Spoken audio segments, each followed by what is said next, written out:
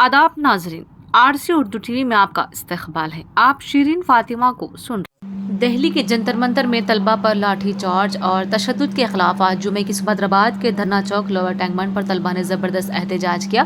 BRS के कारगुजार सदर KTR ने इस धरने के लिए तलबा को मदऊ किया था। सुबह 10 बजे तलबा और तालिबात की आमद का सिलसिला शुरू हुआ। देखते ही देखते धरना चौक पर इंसानी सरों का समंदर नजर आने लगा। बीआरएस कायदीन के अलावा चंद सरपरस्त भी इस मौके पर नजर आए। ताहम नौजवान बिलखसूस तलबा और तालिबात की कसीर तादाद ने इस धरने में शिरकत करके मरकजी वज़ीर तालीम धर्मेंद्र प्रधान से इस्तीफा का मुतालबा किया। तेलंगाना स्टेट में केटीआर साहब की सदारत में एक धरना किया जा रहा है। जो बीजेपी हुकूमत में जो है नीट के एग्ज़ाम के वक्त जो पेपर लीक हुआ था, उसके दौरान जो दिल्ली में जो भूख हड़ताल करने पे जो है जो लाठीचार्ज हुई थी, जो बच्चों को मारा गया, लाठीचार्ज के ज़रिए कई बच्चों को, कई लड़कियों को जख्मी किया गया, उसके ऊपर जो है आज उनके हक में जो है यहाँ पे केटीआर साहब धरना कर रहे हैं कि तेलंगाना की आवाम को ये बताना चाह रहे हैं कि जो नौजवान जो हिंदुस्तान की जो रीढ़ हड्डी मानी जाती है, उस नौजवान की आज इज्जत तेलंगाना आज पूरे हिंदुस्तान में नहीं है। मोदी हुकूमत जो है हमेशा जो है नौजवानों पे होंदे या किसानों पे जुल्म करते हुए आई है। नौजवानों के हक में आज केटीआर साहब जो धरना कर रहे हैं, हम सब सारे जो है केटीआर साहब को मदद के लिए आज जो नौजवानों को जो घायल हुए हैं, जो इस धरना में दिल्ली में जो घायल हुए हैं, उनकी मदद के लिए हम लोग यहाँ पे केटीआर साहब के साथ धरना करने के लिए आए हैं।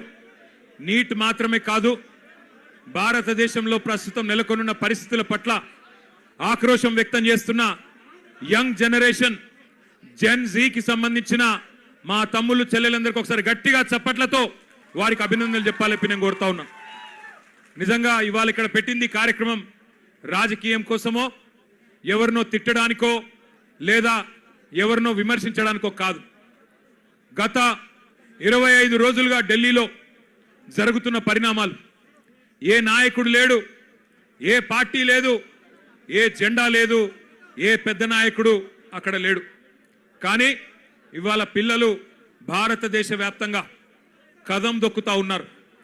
ఎక్కడి వారక్కడ రైళ్లలో బయలుదేరి, బస్సులలో బయలుదేరి వాళ్ళ తల్లిదండ్రికి కొంతమంది చెప్పకుండానే ఢిల్లీకి చేరుకొని జంతర్ మంతర్లో ఈరోజు తమ గలం విప్పుతున్నారు. అద్భుతమైన పోరాట పటిమ ప్రదర్శిస్తున్నారు. అవన్నీ చూసిన తర్వాత ఒక ఇద్దరు టీనేజ్ పిల్లల తండ్రిగా, ఒక తండ్రిగా, ఇద్దరు పిల్లల తండ్రిగా, అట్లాగే ఈ భారతదేశ పౌరుడిగా వారి మీద జరుగుతున్న దాడులు, వారి మీద ప్రభుత్వం వ్యవహరిస్తున్న తీరు చూసిన తర్వాత మనసు ఊరుకోక ఉండబట్టలేక నిన్న పొద్దున వరంగల్ పోయేటప్పుడు ఒక నిర్ణయం తీసుకున్నాం. ఏదేమైనా ఈ పిల్లల కోసం ఇలా రాజకీయం లేదు, జెండా లేదు, రాజకీయ ప్రయోజనం ఆశించి కాదు. పిల్లల కోసం మనం కూడా మాట్లాడకపోతే మనం ఇంత స్థాయిలో ఉండి ప్రజాప్రతినిధులుగా ఉండి మనము దండుగా అన్న ఉద్దేశంతో ఇలా పిల్లలతో మాట్లాడాలి, వాళ్ళతోనే మాట్లాడియాలి. వాళ్ళ ఆక్రోశం, వాళ్ళ ఆవేశం, మరి మనందరం కూడా వారి న్యాయం కోసం చేస్తున్న పోరాటానికి అండగా నిలబడాలన్న ఉద్దేశంతో ఈరోజు నిరసన కార్యక్రమం పెట్టుకున్నాం. మరి ముఖ్యంగా బీఆర్ఎస్ అనే పార్టీ ఆనాడు టీఆర్ఎస్ గా ఉద్భవించిన నాడు ఉద్యమంలోంచి, ప్రజా ఉద్యమంలోంచి పుట్టుకొచ్చిన పార్టీ. ప్రజలను తెలంగాణ వ్యాప్తంగా డాక్టర్ బాబాసాహెబ్ అంబేద్కర్ గారు చెప్పినట్టుగా బోధించు, సమీకరించు, పోరాడు అనే అంబేద్కర్ తత్వాన్ని జీర్ణించుకొని లక్షల సంఖ్యలో ప్రజల్ని సమీకరిస్తూ తెలంగాణ ఎందుకు కావాలో వారికి బోధిస్తూ, అట్లాగే ఎక్కడ అన్యాయం జరిగినా పోరాటం చేసిన పార్టీ పెద్దలు కేసీఆర్ గారి నాయకత్వంలో అల్టిమేట్ గా ఢిల్లీ మెడలు వంచి తెలంగాణ సాధించిన పార్టీ బీఆర్ఎస్ పార్టీ. అందుకే ఉద్యమ పార్టీగా ఉద్యమంలో పుట్టిన నాయకులుగా, ఉద్యమంలోంచే ప్రజాప్రతినిధులు ప్రభుత్వాన్ని ఏర్పాటు చేసిన వారుగా ఉద్యమాలంటే, ప్రజా ఉద్యమాలంటే మాకు గౌరవం ఉంది. అందుకే ఆ ఉద్దేశంతోనే వాళ్ళ పిల్లలు చేస్తున్న ఈ పోరాటానికి ఉడతా భక్తిగా కేవలం వాళ్ళకు వెన్నుదన్నుగా మనం నిలబడాలి. ఇలా మన జెండాలతోని వాళ్ళ పోరాటాన్ని మలినం చేయొద్దు. మన జెండాలతోని, మన రాజకీయ ఎజెండాలతోని వాళ్ళ పోరాటాన్ని మలినం చేయాల్సిన అవసరం లేదు. కానీ వారికి అండగా నిలబడి ధైర్యం చెప్పి మీ ఎంబడ మేము కూడా ఉన్నాం, మీరొక్కరు మాత్రమే కాదు అని చెప్పవలసిన బాధ్యత మన మీద ఉన్నది. నిజంగా నాకు నిన్న మొన్న ఢిల్లీలో జరిగిన సంఘటనలు చూస్తుంటే కళ్ళల్లో నీళ్లు తిరిగినాయి. మనిషి అనేవాడికి ఎవరికైనా సరే మనిషి అనేవాడికి ఎవరికైనా సరే మనసు అంటూ ఉంటే ఢిల్లీలో జరిగిన సంఘటనలు చూసిన తర్వాత మనసు మోడీ గారు జాగ్రత్త పడు, తరం మారుతున్నది, స్వరం మారుతున్నది, నవతరం వరస మారుతున్నది, రాజ్యమా ఉలిక్కి పడు, గుర్తుపెట్టుకో, జాగ్రత్తగా ఉండు. వాళ్ళు అనుకుంటే మొన్ననే నేపాల్లో ప్రభుత్వం కుప్పగూలింది. ఈ పిల్లలు తలుచుకుంటే శ్రీలంకలో బగాయించి అక్కడ ఉన్నోళ్లను ఉరికిచ్చి దేశం అవతల దాకా పోయేదాకా విడిచిపెట్టలేదు. కాబట్టి ఎవరితో పెట్టుకోవద్దో మోడీ గారు, వాళ్ళతోనే పెట్టుకున్నావు. వాళ్ళ అహం మీద కొట్టినవి ఇయ్యాల.